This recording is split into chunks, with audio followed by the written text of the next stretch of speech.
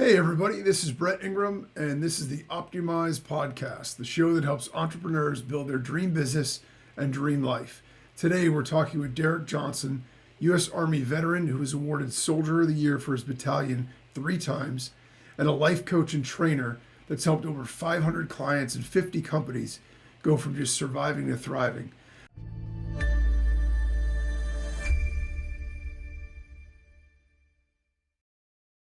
I'm excited to have him with us today, and let me start by saying thank you for your military service. So, with that, welcome, Derick, and thanks for joining us. Thanks for having me, Brett. I'm excited to be here. Awesome. Yeah, it's a beautiful day. We're hitting the start of summer here. So, I know that you have some incredible tips for success, and we are going to get into all that. But I have to start by asking you about your background. I know that you had some real struggles and some real challenges growing up. Can you share a little bit about your backstory with us? Yes, for sure. So, as a child, I grew up in Germany. My mother's German, my father's African American, and my father, he's a farm boy. He grew up in a farm in Mississippi, and my mother grew up in the city in Germany. So, both of my parents grew up very poor, and they had to be the leaders and the fathers and mothers of the siblings early. So, around age 12 and 13, they started working because their mother was working odd hours, odd jobs, and they had to take care of all the siblings. And back then, it's like you didn't have a nanny, you didn't have a babysitter. You had to play the part. So with that being said, they had to be the parents while their mothers were working, and there was just a lot of things going on that they never had time to actually work on regarding traumas they had from violence, alcoholism, and drug addiction run on both sides of the family. Wow. And there was just a lot of violence and things that they saw happen around them and to them. So once they started their career and like finally met in Germany, they were all gung ho career and they became successful. So my father was U.S. Army and a realtor, and my mother was a Montessori school teacher. So she's 40 plus years Montessori teaching. So Germans, they have that professionalism, borderline OCD. And then the father was essentially like the drill sergeant. And so in our home, it was ran like a business and it was really structured. It helped a lot with discipline and work ethic, but we didn't really say, I love you. We didn't give each other hugs. We barely really had dinner together. And if we did, it was 10 minutes. All right, what are you doing next, next, next, next, next? And it was very systematic. It wasn't really the child was getting his motherly love or fatherly love and all that. It was more so we don't talk about feelings. We have shit to do, get it done and keep going. So that was the Yeah, approach. that'll make you grow up fast when you have to go through that kind of stuff for sure. And I can Oh yeah. understand why they would be in a situation where it's more about just getting stuff done as opposed to the touchy feely kind of stuff. And also times were different. Yeah, exactly. Decades ago, people just had different sensibilities about stuff. So, and then for you personally, did you have to endure things, or did you have struggles or difficulties when you were growing up? Yeah, I would say around the age of 12 is when I noticed that there was a shift in our home dynamic. So they both were drinking more, but it was only at night. It never affected their career at all. They were always the first ones to show up, the last ones to leave. It was only in personal. So our home in Florida, Pensacola, Florida at the time, was the home for the cookouts, for the pool parties, for everybody used our home for get-togethers, and everybody's like, "Wow, your parents are awesome. They're positive, and you guys are so cool." And bliggity blah blah.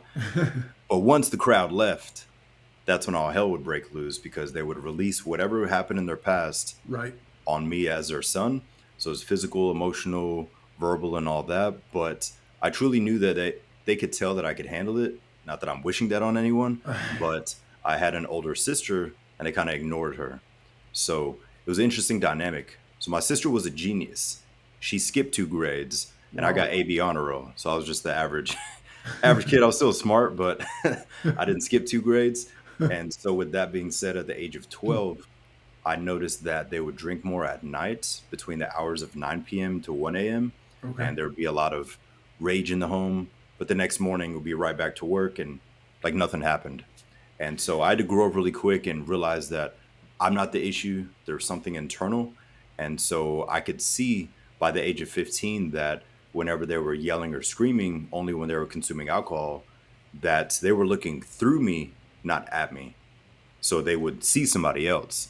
And so that actually inspired me to get deep into psychology, learn about trauma, etc. So I was like, I have to heal myself because nobody else really helping. And I didn't want to bash their reputation. I was never one to complain. My friends, nobody knew anything Okay. because they're well established. They were the leaders, and I just didn't want to bash anyone. So I kept it to myself.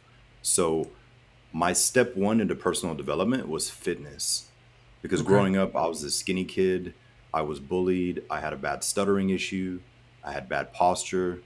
So I was getting beat up at home. I was getting beat up at school because once Europeans moved to America, you actually wonder, is it like it is in the movies? The bully, the jock, the cheerleaders, the locker, Right. and all this stuff. And it's 100% like the movies. So when we Well, moved from, I have to say, it's really impressive that at that age you would be able to recognize and separate the idea that if your parents or people that loved you could treat you that way, it wasn't because of anything about you.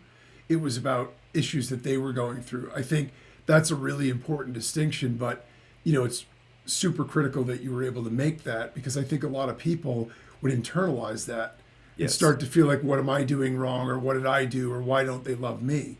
And exactly. so, how mature. I mean, that's amazing. So I know that, when some people are faced with challenges like that, right, they would feel hopeless, they would shut down. How Yes. were you able to take all of that and channel it into drive and motivation into something positive? Great question. So what I did, I actually made a pact with myself, and I said, I would no longer give people the response that they expect. So they would expect me to get sad, quiet, insecure, fearful. And so what I did, since I improved my physique, because I was really fragile, I was skinny and scared and had bad posture, I had to get into fitness, and that helped me to be mentally calmer. And so fitness was my gateway into personal development. And then after a hard, long workout, I would have this sense of calmness. And that's when I would work on my faith. So before high school, I really didn't really have faith, because I was the kid asking, why do bad things happen to good people? Why would he Right, allow this to happen, et cetera, et right. cetera? And people really wouldn't answer my questions in church. They were just like, well, it's in the Bible, or it's here, there. And I was like, okay, looks like I got to figure this out myself. So that was my outlet. One of the huge things that did help me outside of fitness and faith was I learned a lot of people's comeback stories in regards to pro athletes, singers, bands, artists, big figures in business, and I would just learn their backstory. And I realized that all of them had something traumatic that happened in the past. Even if it wasn't alcoholic rage parents, some grew up in foster care, some didn't know who their family was, but everybody had trauma to an extent, and Right. everybody pushed through it, which made them so good at what they do. And it just all clicked for me. And I said, this is part of my comeback story. And I would just play this narrative in my head. This is part of my comeback story. And then I would zoom out, take a breather, show some gratitude, and say, yes, this violence happens, but I have both parents. We have a 4 bedroom, 4 bathroom house with a screened in swimming pool. I always have food. Can't really complain. So I would just look at the positive, and I would say, I'm not undermining what's happening, but I need to flip this to see how I can help others. So fitness, faith, and then learning other people's stories, whether that was a biography, autobiography, interviews, things of that nature. And I would just fall in love with those comeback stories, and I would just immerse myself in those things. And the last thing that helped was music. Music drove me through a lot of things. So Nice. during my Yeah, period, the workouts plus the music was like the combination of therapy. that's great. I mean, it is amazing that when you study other people's stories, sometimes if you only see their success, or you only see what they've ultimately achieved, you don't really know what they've Yes. gone through. And when you see other people that have gone through and survived and come out stronger from difficulty, I think it does help us cope better with our own. And to your point about fitness, I've been a lifelong fitness enthusiast myself. Started working out as a teenager. I didn't do it for any reason other than I wanted to feel better. But I remember one thing distinctly. I did cross country. I was terrible at it, but I did cross country for 2 years. And I remember we used to do this one particular run called the Powder Hollow Loop, and it was like 7 miles out and then 7 miles back. And we only did it once per season because it was high school, you know. That was a lot of running. And the one thing about it, though, I remember feeling when I got back after that long day, because I was dreading it. We all knew it was coming. We were always nervous about that day, was a feeling of self-reliance.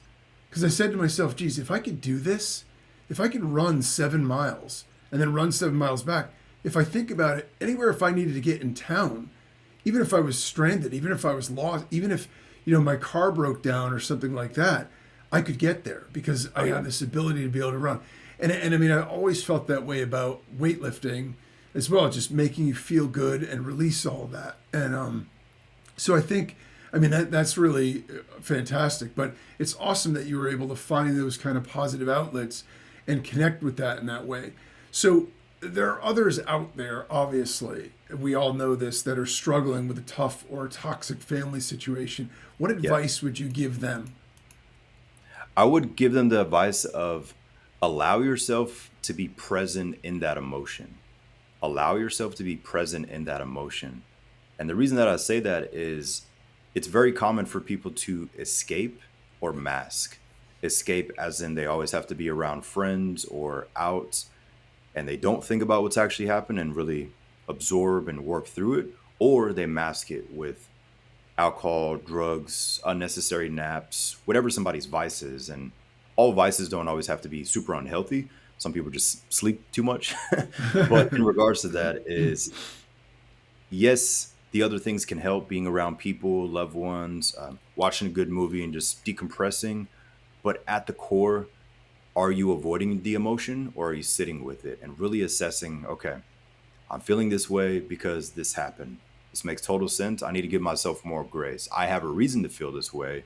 And we're not saying to cry every day, but one thing that can help is actually to release. So I would challenge people to say, you know what, before you go into the interview, back to class, back to work, whatever's next, how can you reset your energy? Maybe you need to cry for 1 minute. Maybe you need to go in the car, grab the steering wheel and just go.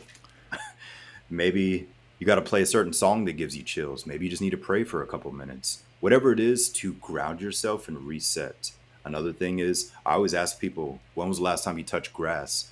And at first they laugh and I'm like, no, legitimately, when was the last time your bare feet touched grass, sand, dirt, mud, wherever you are, wherever you live? And they're like, huh. And it's usually been a long time. And the next one I ask is, when is the last time you just sat in nature without a device and use all five of your senses to just take in what's around you and just to become present? And I challenge them to do this because in those moments, usually they get some sense of calmness or clarity that says, okay, this is happening, but here's how I can work through it. Or they're going through their own thing, so I don't need to take it personal. And whatever's happening, whatever the specific scenario is, I'm not saying that's going to be the full all solution, but at least they're going to see different perspectives, be more present, and not just feel like they're getting attacked all the time. So going back to the basics and allowing themselves a few minutes to just sit in it and really absorb what's happening. Because usually we already have the answer within us, but we're always running to go do something else. Oh, I don't need to think about this now. Or masking it, saying, oh, I need to take the edge off. But we're avoiding actually speaking about that thing, whether it's with ourselves or with somebody else. So that'd be a huge thing because many people I've worked with, they've done that for years, and it's hard for them to speak about what they really need to speak about at their core because they slide into the closet and they're like, I'll get around to it next Monday. And then that turns into next month. And the next thing you know, the holiday season comes around and they're like, well, I'll work on it next year. Yeah, exactly. You know, the connection to nature, I think is really important and powerful. I noticed the studies on the happiest countries in the world, and a lot of them are sort of the Norwegian countries. And when they ask people there, you know, what are the factors? There are a number of other factors as well, but one of the things they all list is the fact that they spend a lot of time out in nature. Yes. They spend, you know, even though it's cold there, it's built in the lifestyle that they're out on their bikes, they're out on, you know, they're doing different things in nature, taking walks, doing this, just sort of slowing down, appreciating things and understanding. And it gives you a connection to something bigger than maybe the personal things or the issues that you're dealing with for the day. And so Oh yeah, I fully embrace that. I think that's excellent advice. I appreciate it. Yeah. So what motivated you were in the military for a while. Obviously, you had a very successful career there. What motivated you to join the military in the first place? Honestly, fears of being that scared child. I had a fear of heights, and I knew jumping out of planes and helicopters would help. And like, It's I one way to oh, do it. yeah, exactly. And like the way that men in my family speak to each other, it's like, "Don't be little B," and I'm like, I'm tired of being the little in the family. And I was like, I'm the skinny one, I'm the scared one. So all the guys, like, I'm the smallest in my family, even though like I'm 6'1", I'm 200 pounds, but I'm the smallest guy in my family. Wow. So from when it comes to the men, so I knew that I had to do something to face the fears, but also on top of that is I knew that I loved the work ethic of the discipline because no matter what was happening behind closed doors at night, my parents were always up at 4 and 5, 365 days a year. Like the only time they miss work is if they had a surgery that day for like a minor infection or if they were vomiting. Like that's Right. the only time in their whole life. And they've been married 40 plus years. So I said, you know what? Yes, these things happen, but I saw proof of what happens when you just show up, when you just keep pushing at it. And so that intensity inspired me. And also my father's friends, I would be at the cookouts and just hear their stories and just the camaraderie. And on Yeah. top of that is anytime that we would travel to different countries, they would always meet somebody they knew from years or decades ago that was stationed here and they were in the army and all this. And you never are anywhere where you're actually alone when you're in the military. And so I knew that I needed some of that camaraderie, face my fears. And long term, I was always envisioning I need to add this to my resume, skill sets, leadership, and then go a new chapter. So it was never I wanted to do 20 plus and retire. Right. I just saw another vision in regards to, hey, this is part of my chapter and journey, but this is going to guide me to the next. Because if I don't do that, I might miss out on the skills that I need from what I don't currently have. So definitely the discipline, the physicality, and facing my fears.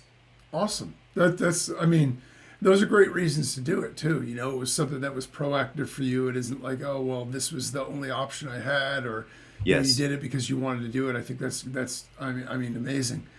So now you're currently a life coach and trainer. Can you tell us about what it is that you do specifically and what inspired you to start doing that? Yes. So what I do now, I help people break old patterns so they could thrive, not just survive.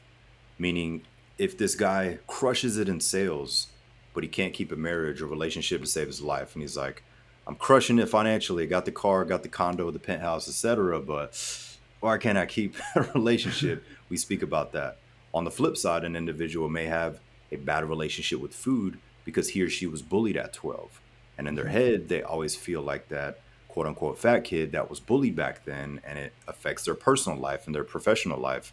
So, a lot of the topics that people don't normally open up about, but those are the things that keep them from that next level in life, whether it's relational, professional, or personal. So, we dive deep into that. On the other side is the fitness and performance and just overall health and wellness. But what inspired me to get into life coaching was I've been a trainer since I was 15 years old. And Okay. so I've worked with a plethora of people. And what I realized in college was some clients, whether they were working with me in person or online, months or years later, they would go backwards. And one part of me Okay. was like, they quit, they're weak, blah, blah. That's my teenage mentality. But my mature mentality said, no, I did not give them the tools that they needed to continue to succeed because I didn't help with his issues that happened in the past with his mother, her PTSD with this scenario. That is why she went backwards. So if they don't have that accountability in person or consistent guidance, some people, not all, they may trickle backwards and go back Yeah. to vices, whatever it was. And so seeing that, I knew that I had to learn how to help people mentally. So that's what got me into life coaching. I went deep into psychology and then I approached it from a mind body connection perspective, opposed to just fitness, performance, and wellness, or opposed to just mental. So doing both now, clients and people, they less likely ever go backwards because they overcame the alcohol, they overcame the trauma, they overcame the bad habits, or they simply just feel calmer, even if they did not have like a dark upbringing. But it's amazing to see. So working with different people, seeing the patterns, and I realized that that was my gift as a child. And I truly believe that it is our job to pinpoint what is our gift from our pain? What is our gift from our traumas? So for me, being the quiet kid that was driving my parents to the parties way before I even had a permit, but I mean, they're all drunk. So I was like, well, I got to be the one driving. And I'm at these parties with them and cookouts, and I'm just sitting in the corner, just people watching. And I would learn so much about people, psychology, social dynamics, and just all this stuff that the older I got, once I got into college, I was like, wait a minute, shadow work, XYZ, like all this stuff I was already doing as a teen, but I had no clue what I was doing. I was just like, Right. he does this when she says that, and I would just capture people's patterns. And so discernment was my gift. And then I Nice. pinpointed, I said, I could use this in a bad way and continue some generational curses and be a narcissist, or I can use this in a positive way and empower and build up people. So I chose the positive path. And then from there, I would just guide people to show them that, hey, you also have a gift and you're also good at what you do because something in the past happened. And people naturally gravitate towards you for something. And I remind people, I'm like, ask yourself, what do people naturally come to me for? Maybe it's your skincare, maybe it's Right. mindset, maybe it's your faith. And then they start to nod their head. I'm like, okay, what are you naturally good at? Like this and this. I'm like, okay. How do those connect with your current career or you being a father or mother? And then we really start to go deeper and they're just like, well, holy shit, like this is why Yeah. I'm amazing at what I do. Yeah. So it's very interesting. That's cool, and it's a it's neat that you sort of recognize this skill that you had young, and then were able to find a way to employ it in a really positive way, because the one thing you said that I really think is super important also is that when you're working with people, it's not about pushing through the issue that you have to sort of get results in another area that then you might yo-yo backward. It's about resolving it so that way it's fixed. There's a difference between it's sort of like what you were talking about before when you keep yourself busy, right? So Yes. you're constantly distracted, so you're not really focusing on it, and you can do other things and be successful in those, or you can constantly stay busy. But as soon as you slow down, all those demons can resurface if you haven't resolved that kind of stuff. So the ability to go through and resolve it, come to terms with things, and then create success despite that, I think, or having overcome that, I think is a really something that's far more sustainable and enduring than Oh, yeah. just let's work really hard right now, and that other stuff might come back later, but oh Yeah. well. So is the coaching that you do, is it like one-on-one coaching? Is it group coaching? What's the structure for that? So I have one on one and I have group, but 90% of my clients, it's one on one. So there's two parts to it, there's the fitness and nutrition, and then there's the life coaching, which is all mindset. So essentially, is I have a training app, a fitness app. So the client, they get access to their calendar. They know what day is a rest day, what day they're doing chest and back or core, whatever the exercises are. And then they have tutorial videos of myself. I'm in every video. I teach them how to do the exercise. They have clarity, and then they follow the sets and reps, the weight, everything else. So fitness, nutrition, their meal plan is all in the app. Awesome. One-on-one coaching is via Zoom. So that's where we have strategy sessions. We dive deep into whatever they need to work on. If it's trauma, if it's crippling social anxiety, if it's unnecessary anger, or if it's just confusion because the person does says like, I don't even know what my goals are. Some people are like that. They just say, hey, I want to be successful and happy, but they can't really tell you more than just a vague, broad statement, which is sad and scary, but it's also inspiring because we can guide them to have some clarity. So, two things: Zoom is where we do the one on one conversations, we dive deep into those topics. And then the training app is where they get the fitness and nutrition. And then for group coaching, I do host a men's group and we meet weekly and it's an open call Q&A and we focus on one topic. And so we bring the military approach and sports approach to it. So we have some good camaraderie, Like we don't talk about Tom Brady, Kobe Bryant, Michael Jordan, and whatever's trending. We talk about real topics like leadership, persuasion, family dynamics, etc. And then we teach the first 30 minutes, and then the last half of the hour we do an open Q&A, and all the men feel heard and understood, and we support each other in a closed app between calls, and it's just good to see weekly. He's getting a sale, promotion. He just went on his first date in 5 years. He's down 10 pounds. He got a raise. This guy has not drank in 2 months. So it's just powerful to see that positive ripple effect of every man just wanting to get better in the men's group, and then clients individually just getting those texts as you know, hey, I just did this, or I just put on my suit the first time in 6 years. Or, hey, I walked in this building without looking down and my posture's better. So all these small wins just get me hyped up because I remember them from day one, and then now they're just walking with confidence and living. And the best part is the positive ripple effect. Yeah. Their circle, family, friends, coworkers are just like, something is different about you. Even if they can't visually see it yet, the person just carries himself in a light. That's awesome. So, if someone was in a difficult situation or struggling with their life challenges, what steps do you think that they should take to get in control of the situation? Great question. So the first thing that I would recommend is they grab a sheet of paper and a pen, and they list out an elimination sheet. And essentially what that is, they ask themselves the question, what can I get rid of that will help me make more progress? Or what could I replace with something better that'll help me make more progress? And we start with what they eat. Maybe he eats too much sugar and processed carbs. And he says, yeah, you know what? I need to cut down on these. Maybe she drinks way too much coffee. And she says, no wonder I have anxiety by 3 p.m. because I've had 600 milligrams of caffeine and I'm dehydrated. So maybe it's that for her. So we start with what we consume, food and drinks. And then we start to go deeper and ask them, what else?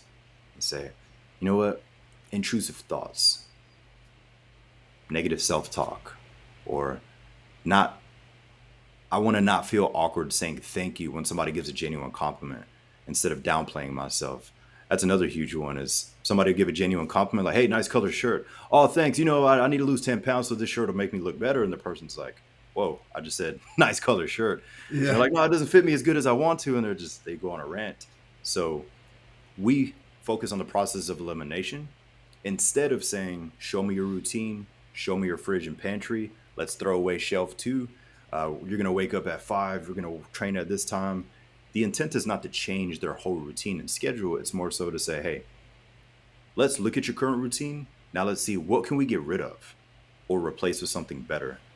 So like if it's alcohol or cigarettes, we do a slow process, but by the end of the month, they're almost fully off it, or they have it like once a week. But for that person, they may have been drinking or smoking for a decade. Right. So if this guy's having 2 cigarettes a day now, he used to smoke 2 packs, that's major progress. And then we just keep going from there. And then they start to realize that, wow, I actually have the power within me. These things don't control me. Right. It was just a autopilot response. Oh, it's 3 o'clock. Oh, it's 3 o'clock. Whatever it Yeah, was. we don't always think about what it is we do. We are sometimes on autopilot. There's no doubt. I mean, and I think starting to recognize that, being conscious of it, and then once you start to make those improvements, and you realize, I'm sure it's super empowering because you're recognizing that you were the one who was able to do that. Oh, You yeah. know, and so that just builds on itself, and you know you can build up your power the same way that it was torn down or you felt powerless before. So that's Exactly. that's awesome.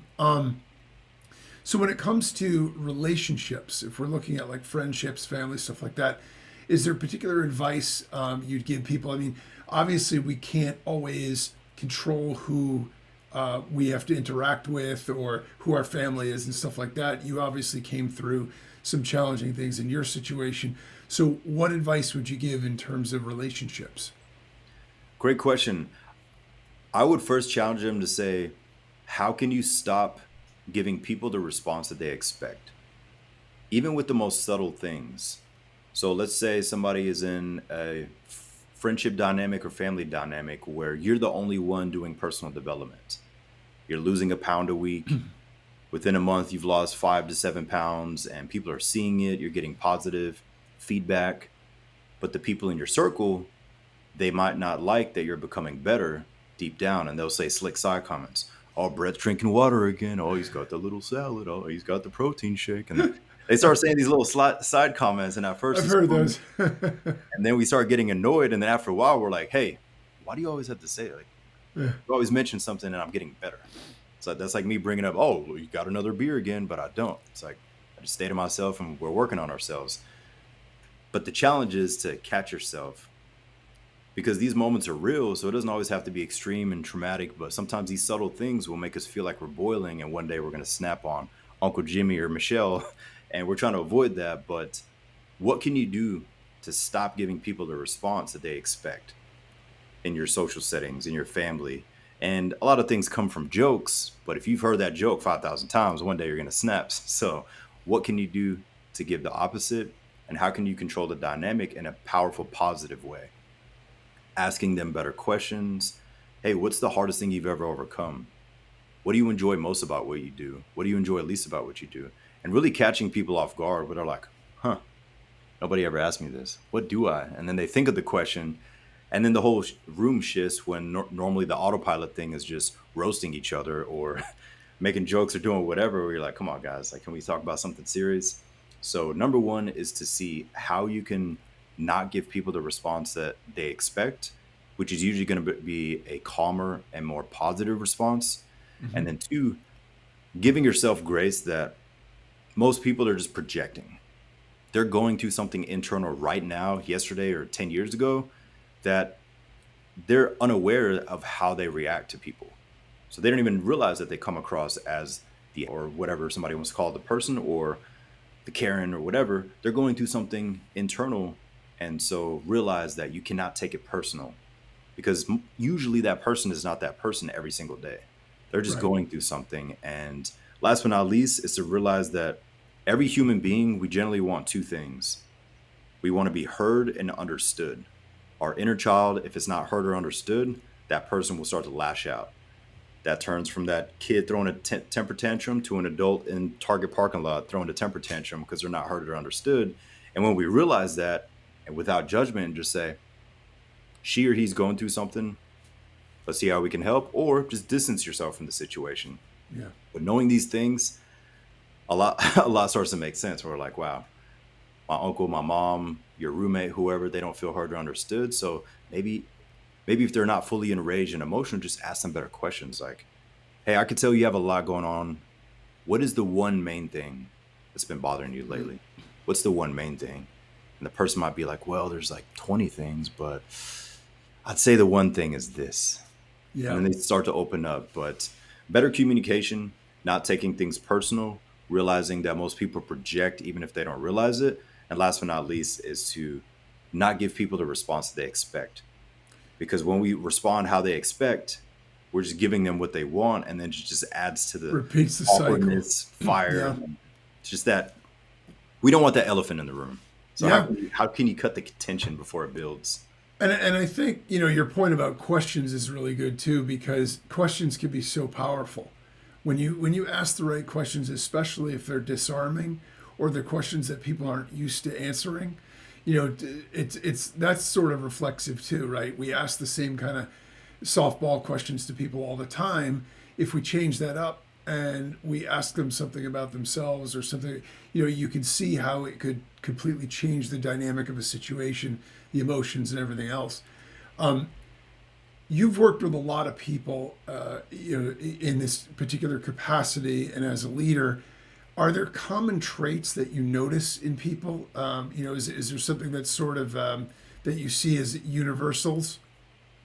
Yeah, I've definitely noticed that some of the most successful people, meaning the speed at which they get results, they usually had a crazy upbringing. So they have that natural fire in them. So one, maybe they had a dark past. Two, maybe they played sports or they were really competitive in band or chess or martial arts, whatever it is, anything that's competitive. So if you have a combination of trauma and competitiveness, that person with the right guidance and the right playbook, they're going to destroy Yeah. a competition. The third one is people that are in sales or persuasion or any role where they're helping with that they also have that competitive edge. Maybe they didn't play sports. Maybe they didn't really have a dark upbringing, but they just have that umph to financially succeed in their career. And last but not least are parents that are the ones that say, I will not treat my kids the way my parents taught me. And I'm breaking the generational curses. So some, they repeat the cycle, and some are like, no, with me, it changes. They have that natural fire to say, you know what, how can I do this? I'm good at this, but I need help here. And they're willing to get the help and be coached and be coachable. And so it's amazing to see. So definitely the competitive people, the people that have been through some crazy things in their upbringing, anyone in sales or persuasion, and then definitely the parent that says, with me, it changes. Like I'm a young parent, they're an older parent, or they don't know what to do. Either way, they're like, I want to learn what I can to be the best that I can for my kids, for my future generation. But these four examples, they just have this natural energy to just look at life in a sense of timing and urgency. Life is short, let's make it amazing. Instead of, it's going to be a really stressful life and the whole victim mentality. So they say, hey, this is going on, but I need proof. I need help. I need support. How can we make this better? And they just have that level of excitement. So once they start stacking wins or building momentum, they really start to feel that fire, that confidence, and that self-power to say, wow, I am onto something. Because as you know, within 3 months, somebody can literally make a complete life change in 3 months. Yeah, A lot of the times absolutely. society thinks it has to take years, but if somebody has dedication, the support and accountability, within 3 months, they can be so proud of themselves internally and externally, where they're like, wow, who let me live this way for this many years? Makes sense. Yeah, it's like you turn the light on in the room, all of a sudden you can see everything, and you're wondering why you didn't see it before. But so where do we find you? If people want to connect with you, want more information, they want to work with you, where's the best place to find you? The best place to find me, they can search me on social media at Fit with Derek 2, the number 2. It's the same profile picture in every app. My whole intent with social media is to plant seeds. If somebody hits snooze every morning and they cause their own stress and anxiety, they're going to watch my content and be like, yeah, he's talking to me. The whole intent is to empower them and build them up. And I'll be that person in your pocket to be like, hey, you said you're going to do this. Why haven't you done it yet? Like, come on. People depend on you. Let's go harder. So it's more calling people up. Some of my buddies are like, man, you're always calling me out in your content. No, I'm actually calling you up. Everyone else in your circle is watching you go backwards. I'll speak up. That's But it's just awesome. I like planting that seeds distinction. Yeah. so that people have a reminder of their own potential. And they're like, you know what? I can't do this. Or even just a reminder of when was the last time you had a day to yourself, just doing what you enjoy, whatever that is. But that's the whole intent. It's just to plant positive, empowering seeds and just to really give people different perspectives. That's great. I mean, I think, sometimes for us, when we're trying to do things or we want to accomplish things, it's valuable and important for us to know that someone else believes in us. Yes. Sometimes we need that before we can believe in ourselves. And so to have sort of that positive motivating force there all the time, reminding you, hey, you can do this, let's make it happen, is a really positive force in a lot of people's lives. So, my last question that I always have to ask is, what do you think the biggest key to success in life is? I would say to become the most disciplined version of yourself that you've ever been and have faith. Discipline plus faith equals unstoppable momentum. Discipline plus faith equals unstoppable momentum. Because if somebody only has faith, they don't really have that much work ethic. If somebody only has work ethic, they lack the patience because they lack the faith. But if you can have a combination of both, life will start to come together in ways that you never imagined because you're not just doing it for you, you also have faith and you're leading by example. So, what can you do to become the most disciplined version of yourself you've ever been? And how can you keep working on your faith? And once you can have both, you realize that you have more patience than you used to have. And on top of that is things start to make a lot more sense. And then you realize that, wow, I'm doing more, accomplishing more, but I'm less stressed. How does that work? But then they just feel better and they're like, wow, this is interesting. So become the most disciplined version of yourself you've ever been. Never lose your faith. And last but not least is give back. You're not here to hoard the information, to hoard the finances, to hoard all the positive experiences. Is how can you teach others what you learned, even if it's not your career? It could be monetarily, it could be volunteer work, you could be helping animals, working at a hospice, helping veterans, kids, babies, whoever you gravitate towards. What can you do to give back? Because I do believe that that's the most fulfilling, is you overcame trauma, you worked on your faith, you got that marriage, that career, now helping others. It's full circle, and you fulfill yourself, you fulfill them, but most importantly, you're actually healing your inner child once you can teach others. And then at night before you go to bed, you're like, wow, I'm living a purpose. And it's just the most fulfilling and best feeling because it's so rare. That's a great distinction. I love that. So, okay, so with that, it's just about time to wrap things up. Thank you again, Derick, so much for sharing all your insights and great tips with us. Go to fitwithderick.com to see the amazing pictures and video testimonials of clients before and after the transformation that he's helping his clients achieve. And you can get your own free coaching call as well. Thanks for tuning in. And as always, remember, no matter what you want from your business and your life, don't compromise. optYOUmize.